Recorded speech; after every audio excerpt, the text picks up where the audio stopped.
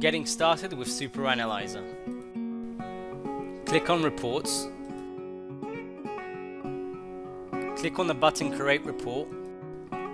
Make sure Sponsored Products is selected and the report type should be Search Term. The time unit should be Summary. Choose a time frame that you wish to analyze. We recommend not including the last 4 days. Click Save and run the report. Your download should be ready in a few moments, and you can click on the button on the right hand corner of the screen. As you can see, the file is now downloaded successfully. I will now go to PPCWinner Super Analyzer and upload the report. Enter a name for the report. Click on the upload box to upload your report.